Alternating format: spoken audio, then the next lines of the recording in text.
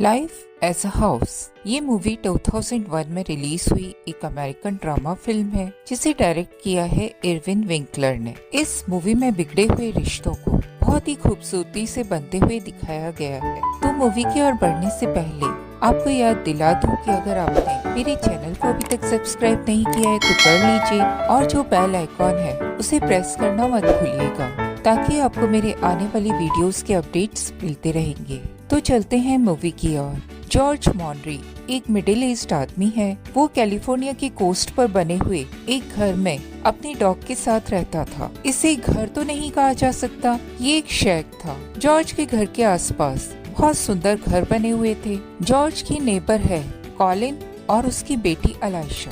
अलाइशा George को बहुत पसंद करती थी। जॉर्ज एक डाइवोर्सी है और उसका बेटा सैम उसकी एक्स वाइफ की फैमिली के साथ रहा करता था। सैम के बारे में क्या कहें, कोई ऐसी बुराई जो उसमें ना हो। ड्रग्स वो लेता था। उसने अपने पूरे चेहरे में पियर्सिंग करवा रखी थी। मेकअप और हेयर कलर वो किया करता था। एलाइसा और सैम एक ही कॉलेज में एक साथ थे। जॉर्ज की एक्स वाइफ रॉबिन अपने प्रेजेंट हस्बैंड पीटर और 2 बच्चों और सैम के साथ रहती थी। पीटर सैम से और उसके आदतों से बहुत ज्यादा परेशान था। जॉर्ज सैम से मिलने के लिए रॉबिन के घर जाता है। तब वो सैम की खराब हालत को देखता है। रॉबिन जॉर्ज को सजेस्ट करती है कि वो समर्स में सैम को अपने पास रखे और थोड़ा उसे सुधारने की कोशिश करे। जॉर्ज एक आर्किटेक्चर फर्म में हाउसेस के मॉडल्स बनाने का काम किया करता था। जॉर्ज नई आई टेक्नोलॉजी के साथ कंफर्टेबल नहीं था। वो अपने हाथों से मॉडल्स बनाने में यकीन रखता था। इस कारण उसे नौकरी से निकाल दिया जाता है। जॉर्ज अपने बॉस से अपने बनाए हुए घरों के मॉडल्स को अपने घर ले जाने की परमिशन मांगता है, लेकिन उसका बॉस उसे कहता है कि वो सभी मॉडल्स फर्म की प्रॉपर्टी हैं। इसीलिए जॉर्ज अगर चाहता है तो उनमें से कोई एक मॉडल अपने साथ ले जा सकता है। जॉर्ज इस बात को सुनकर बहुत ज्यादा गुस्से में आ जाता है। वो फर्म में मौजूद सभी मॉडल्स को तोड़ डालता है और एक मॉडल अपने साथ अपने घर ले जाने के लिए अपने हाथों में उठा लेता है। जॉर्ज को बाहर निकलते वक्त चक्कर आता है और वो बेहोश हो जाता है। जॉर्ज की हॉस्पिटल में आंख खुलती है। वहाँ डॉक्टर उसे बताती है कि उसे एडवांस स्टेज का कैंसर है और अब जॉर्ज ज्यादा से ज्यादा 4 महीने तक ही जी पाएगा। डॉक्टर जॉर्ज से पूछती है कि वो अपने बचे हुए इन 4 महीनों में क्या करना चाहेगा। जॉर्ज डॉक्टर को बताता है कि वो एक घर बनाना चाहता है। वो डॉक्टर को बताता है कि उसे सालों से किसी ने छुआ नहीं है। उसका बेटा सैम जब 11 साल का था तब वो आकर उससे लिपट जाया करता था, पर रॉबिन से डाइवोर्स होने के बाद से ही सैम और उनके बीच में बहुत दूरियां आ गई थी। जॉर्ज हॉस्पिटल से घर आ जाता है। वो रॉबिन से मिलता है और उसे बताता है कि वो इस सैटरडे को सैम को लेने के लिए उसके घर आ रहा है। वो चाहता है कि सैम उसके साथ समर्स में रहे। वो रॉबिन को बताता है कि वो अब अपने गैरेज में शिफ्ट हो रहा है और अपने टूटे हुए घर को तोड़कर सैम की हेल्प लेकर एक नया घर बनाने वाला है। रॉबिन जॉर्ज से कहती है कि सैम का इस समर्स कोरी के साथ टाहो जाने का प्लान है और उसे नहीं लगता कि सैम उसके साथ समर्स बिताना पसंद करेगा। लेकिन जॉर्ज सैम को अपने घर लाने का अपना मन बना चुका है। वो सैम को लेने के लिए रॉबिन के घर पहुंच जाता है। जॉर्ज देखता है कि सैम टाहो जाने के लिए बैग पैक कर रहा था। वो सैम का बैग उठाता है और खिड़की से बाहर पूल में फेंक देता है। वो रॉबिन से कहता है कि चाहे सैम उससे कितनी भी नफरत करे, चाहे सोते में उसका मर्डर ही कर दे, वो इस समर सैम को अपने पास ही रखेगा। वो सैम से कहता है कि उसने जितनी भी पियर्सिंग करवा रखी है वो सब उसे अब निकालनी होगी। सैम उसके घर में ड्रग्स वगैरह नहीं ले पाएगा। जॉर्ज ये भी कहता है कि सैम याद रखेगा कि ये उसकी सबसे बुरी समर्स होने वाली है, लेकिन इतना वादा वो सैम से करता है कि वो इस समर्स कुछ न कुछ सीख कर ही आएगा। सैम जॉर्ज से कहता है कि वो जिंदगी भर इस बात के लिए उससे नफरत करता रहेगा। सैम की इस बात को जॉर्ज हंसी में उड़ा देता है और उसे कहता है कि कोई बात नहीं, अपने फादर से हेट करना उनकी फैमिली का पुराना ट्रेडिशन रहा है और वो अभी तक यही करता आया है। सैम को मजबूरी में जॉर्ज के साथ उसके घर जाना पड़ता है। जॉर्ज सुबह देखता है कि सैम क्लिफ के किनारे बैठा हुआ था। वो उसे देखकर कहता है कि अगर वो वहाँ से जंप करना चाहता है तो उसे वहाँ तक लहरों के आने का इंतजार करना होगा, नहीं तो वहाँ से गिरकर कोई भी मर सकता है। सैम ये सुनकर डर जाता है। जॉर्ज सैम की ओर देखकर ऊपर से नीचे छलांग लगा देता है। सैम उसे ऐसा करते हुए देखकर और भी डर जाता है। वो दौड़कर नीचे तक आता है, लेकिन जॉर्ज को सही सलामत देखता है और वो बुरी तरह से झल्ला जाता है। जॉर्ज उस वक्त सैम को हक करना चाहता था, लेकिन सैम उसे अपने आप को टच करने से मना कर देता है। सैम को पता चलता है कि एलाइसा उनके नेबर में रहती थी। वो एलाइसा को अपनी प्रॉब्लम के बारे में बताता है कि वहाँ वो नहीं रह पाएगा क्योंकि बाथरूम की फैसिलिटी न होने के कारण वो अभी तक नहा भी नहीं पाया है। एलाइसा सैम से कहती है कि वो कभी भी उसके घर शावर लेने के लिए आ सकता है। एलाइसा सैम को बताती है कि जॉर्ज और कॉलिन एक समय डेट किया करते थे, तब वो चाहती थी कि वो दोनों एक दूसरे से शादी कर लें और एक साथ रहें। सैम के इस बात पर आश्चर्य करने पर एलाइसा उसे बताती है कि उसे हमेशा से ही जॉर्ज बहुत अच्छा लगता था। सैम जॉर्ज का घर देखकर जॉर्ज से कहता है कि ऐसे घर में रहना तो बहुत ही मुश्किल है जहाँ किचन और वॉशरूम दोनों एक ही जगह पर हों। सैम उस रात जॉर्ज के स्नोरिंग करने से सो नहीं पाता। अगले दिन जॉर्ज अपने घर को तोड़ने लग जाता है। वो सैम को बैठा हुआ देखकर उसे अपनी मदद करने के लिए अपने पास बुलाता है, लेकिन सैम जॉर्ज की इस बात को इग्नोर कर देता है। सैम को धूप में बैठा हुआ देखकर जॉर्ज उसे सनस्क्रीन लगाने के लिए आता है, लेकिन सैम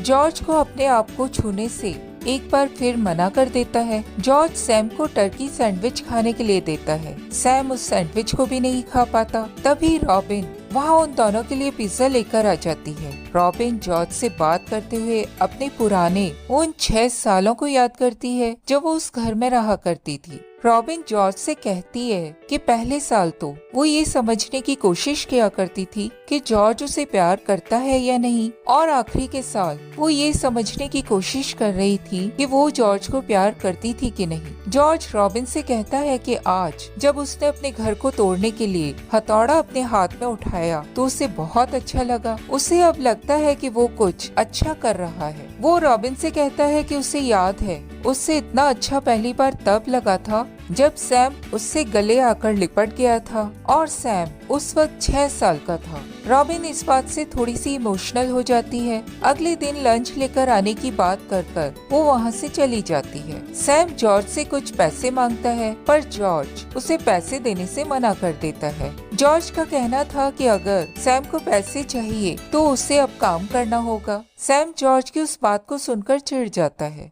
वह जॉर्ज से कहता है कि वह इस घर को बनाने के लिए क्यों परेशान हो रहा है। वह जाकर उसके डैड यानी कि रॉबिन के हस्बैंड से कुछ पैसे ले ले और एक अच्छा सिंपल सा घर रेंट पर लेकर रहने लग जाए, जिसमें रियल के किचन और रियल का बाथरूम हो। सैम जॉर्ज से ये भी कहता है कि जॉर्ज अपने जीवन में कुछ भी नहीं कर सकता। उसके पास एक अच्छा कंप्यूटर और इंटरनेट कनेक्शन तक नहीं है। रॉबिन के दिमाग में जॉर्ज की बात घूमती है। वो अपने घर आकर अपने बच्चों को हक करती है। उसके बच्चों को और रॉबिन को खुद को एक इनर फीलिंग होती है। उसे बहुत अच्छा लगता है। रॉबिन अपने हस्बैंड पीटर से कहती है कि उसने कभी नोट किया है कि उसके बच्चे उसे आकर हग नहीं करते थे। क्या उसे कभी अपने परिवार की चिंता होती है? पीटर रॉबिन की बात को सुनकर उससे कहता है कि अगर रॉबिन चाहती है तो वो उसी वक्त अपने बच्चों को बुलाकर हग कर सकता है। इधर सैम बहुत ज्यादा परेशान है। वो कॉलिन के यहाँ शावर लेने के लिए चला जाता है। इधर मिस्टर डॉकोज जॉर्ज के खिलाफ कंप्लेन करवा देते हैं। पुलिस के आने पर जॉर्ज उन्हें बताता है कि वो गैराज लीगली रेंट दिया जा सकता था। जॉर्ज सैम के पास एक ऑफर लेकर आता है। उसे कॉलिन के पास जाना होगा और वो इसके लिए सैम को पैसे देगी। सैम और जॉर्ज उस वक्त कार में बैठकर ड्रग्स ले रहे होते हैं। तभी वहाँ पर पुलिस पहुँच जाती है, जिसके कारण उन्हें वहाँ से भागना पड़ जाता है। सैम जॉर्ज के ऑफर को मानने से मना कर देता है। अगले दिन रॉबिन लंच लेकर जॉर्ज के पास आती है और उसे बताती है कि उसने रात में जॉर्ज के घर को सपने में देखा था और वो घर उसे बहुत ही सुंदर दिखाई दिया था। रॉबिन की बातों से लगता है कि वो जॉर्ज को छोड़कर पीटर के पास जाने वाले अपने डिसीजन को गलत मानती थी। रॉबिन वहीं रुककर जॉर्ज की घर को डिसमेंटल करने में हेल्प करने लग जाती है। वहाँ एक बार फिर से सिटी इंस्पेक्टर आता है। उसकी कंप्लेंट है कि उसका बाथरूम खुले में है और किचन के पास है। जॉर्ज वहीं रखी हुई एक बड़ी सी अलमारी से सैम के कपड़ों को निकाल देता है और उसमें विंडो बनाकर उसे टॉयलेट में कन्वर्ट करके सिटी इंस्पेक्टर को दिखा देता है। सिटी इंस्पेक्टर ये देखकर वापस लौट जाता है। इधर सैम अपनी ड्रग्स को गायब देखकर जॉर्ज के ऊपर बहुत गुस्सा करता है। तब जॉर्ज सैम को अपने फादर के बारे में बताता है कि उसके पापा बहुत ज्यादा ड्रिंक किया करते थे और हमेशा ही जॉर्ज को नीचा दिखाया करते थे। जॉर्ज कभी नहीं चाहता था कि सैम को उसके कारण नीचा देखना पड़े। वो सैम को खुश देखना चाहता था। जॉर्ज सैम से कहता है कि उसे सैम को देखकर ऐसा लगता है कि वो बहुत पहले ही मर चुका है। वह अपने आप में नहीं रहता है और हमेशा ही ड्रग्स लेकर कहीं खोया हुआ रहता है। वो सैम से कहता है कि वो भी इन हालातों से गुजर चुका है, इसीलिए सैम ज्यादा कुछ मत करे, बस जॉर्ज के साथ उस घर को बनवाने में उसकी मदद करे। सैम अपनी ड्रग्स के चले जाने से बहुत ज्यादा गुस्सा है। वह $10 पर हार के हिसाब से जॉर्ज के साथ काम करने के लिए तैयार हो जाता है। जॉर्ज सैम को बताता है कि वह इस घर से बहुत ज्यादा नफरत किया करता था क्योंकि ये घर उसके पापा का घर था और 25 सालों से इस घर में वह उसी नफरत के साथ रहा करता था और अब वह उस नफरत को पूरी तरह से खत्म कर देना चाहता था। वह अपना खुद का नया घर बनाना चाहता था जिसे वह खुशी से सैम को दे सके। सैम कहता है कि उसे कुछ नहीं चाहिए, उसे घर भी नहीं चाहिए। जॉर्ज सैम से कहता है कि वह उस घर का कुछ भी कर सकता था, बस उसे ये याद रखना होगा कि वह घर उन दोनों ने मिलकर बहुत ही प्यार से बनाया था। जॉर्ज का घर डिसमेंटल हो जाता है और अब उसका बेस भी तैयार हो चुका था। रॉबिन अपने साथ अपने दोनों बच्चों को जॉर्ज के घर को बनवाने में मदद करने के लिए लेकर आती है। वह जानती थी कि उसके बच्चों को उनके पापा पीटर का प्यार नहीं मिल रहा है। वो उन दोनों बच्चों को एक फ्रेंडली एनवायरनमेंट देना चाहती थी। उसे लगता था कि वहाँ जॉर्ज के साथ वो दोनों बच्चे अच्छा फील करेंगे। अलाइसा भी घर बनवाने में उन सबकी हेल्प करती है। रॉबिन को भी जॉर्ज का बदला हुआ रूप बहुत अच्छा लगता था। वह उसे एक बार फिर से प्यार करने लगी थी। सैम को भी घर बनाने में बहुत मजा आ रहा था और उसने पिछले 2 दिन से ड्रग्स को हाथ भी नहीं लगाया था। जॉर्ज ने अपनी बीमारी के बारे में किसी को भी नहीं बताया था। वो यही प्रिटेंड करता था कि उसे बैक पेन हो रहा था और वो उसके लिए पेन किलर्स खाया करता था। घर धीरे धीरे शेप लेने लग जाता है। एक दिन जॉर्ज ने सैम को बताया कि उसके पापा उसकी मॉम को बहुत मारा करते थे। इसके लिए उसकी मॉम घर में सन ग्लासेस पहनकर रहा करती थी। जॉर्ज सैम को आगे बताता है कि उसके पापा ने एक बार ड्रिंक कर इस तरह से गाड़ी चलाई थी कि उनका एक्सीडेंट हो गया था। उस एक्सीडेंट में जॉर्ज की मॉम की डेथ हो गई थी और उस लेडी की भी डेथ हो गई थी जो सामने से कार चला रही थी। उस एक्सीडेंट में उस लेडी की बेटी बच गई थी जो उस वक्त बहुत छोटी थी और बास्केट में थी, लेकिन इस एक्सीडेंट की वजह से वो लड़की जीवन भर के लिए डिसेबल हो गई थी। इधर एक दिन पीटर रॉबिन से वैकेशन पर चलने के लिए कहता है पर वो उसे मना कर देती है। रॉबिन पीटर को बता देती है कि वो इन दिनों कई हफ्तों से जॉर्ज और सैम का घर बनाने में उनकी मदद कर रही थी। वो पीटर को कहती है कि उसने सैम में बदलाव महसूस किया है और वो अब उसे खुश दिखाई देने लगा है। सैम के चेहरे से सभी पियर्सिंग गायब हो चुकी थी। जॉर्ज और रॉबिन एक दूसरे के साथ पाकर बहुत खुश थे। उनके साथ रॉबिन के दोनों बेटे और सैम भी खुश था। ऐसे ही कुछ दिन और बीत जाते हैं। घर धीरे धीरे और बड़ा होने लग जाता है। एक दिन जॉर्ज रॉबिन से कहता है कि वो अब वहाँ मत आया करे। रॉबिन उससे कहती है कि वो सैम के आसपास रहना चाहती थी और उसे जॉर्ज की मदद करना अच्छा लगता था। रॉबिन वहाँ से जाने लगती है, लेकिन फिर तुरंत ही पलट के जॉर्ज के पास आती है और जॉर्ज से कहती है कि वो उसे प्यार करने लगी है। जॉर्ज भी रॉबिन से कहता है कि उन लोगों ने अपने जीवन में बहुत सी गलतियां की है, लेकिन वो दोनों अभी भी एक दूसरे की परवाह करते हैं। जॉर्ज रॉबिन को हक कर लेता है। रॉबिन भी उस वक्त बहुत इमोशनल हो जाती है। जब रॉबिन अपने घर पहुंचती है तब वो देखती है कि पीटर उसका वेट कर रहा था। पीटर महसूस करता है कि रॉबिन का अब उसके लिए कंसर्न बदल रहा था। पीटर रॉबिन को छोड़कर चला जाता है। रॉबिन जॉर्ज के पास आती है और उसे पिल्स लेते हुए देख लेती है। उसे लगता है कि जॉर्ज अभी भी अपने बैक पेन से परेशान है। वो जॉर्ज को कहती है कि वो जान चुकी है कि जॉर्ज उसे अपने से दूर रखना चाहता था, इसीलिए उसने उसे वहाँ आने से मना किया था।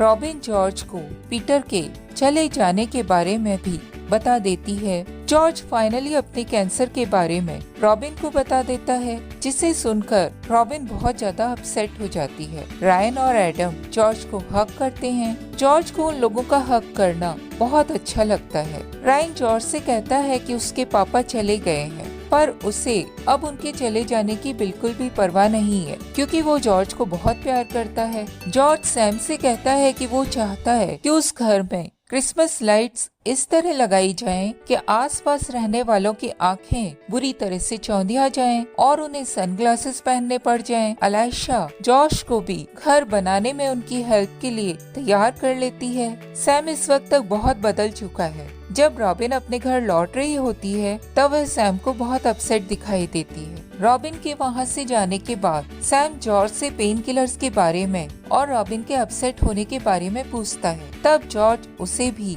अपने कैंसर की बीमारी के बारे में बता देता है। जॉर्ज की बीमारी के बारे में सुनकर सैम अपसेट हो जाता है। वो भी अब जॉर्ज को चाहने लगा था। सैम जॉर्ज के बारे में सुनकर सीधा अलाइशा के पास जाता है। उसके पास जाकर वो थोड़ा सा ठीक फील करता है। इसी तरह से कुछ और दिन बीत जाते हैं। जॉर्ज कई और लोगों को अपना घर बनाने के लिए हायर कर लेता है। वही नेबर जिसने पहले शिकायत की थी, वो एक बार फिर जॉर्ज के घर की कंप्लेंट कर देता है, क्योंकि वो घर नॉर्मल हाइट से 6 इंच ज्यादा था। इंस्पेक्टर जॉर्ज को वार्न करके जाता है कि अगर उसने हथौड़े की एक बार भी आवाज सुनी तो उनके घर को गिरा दिया जाएगा।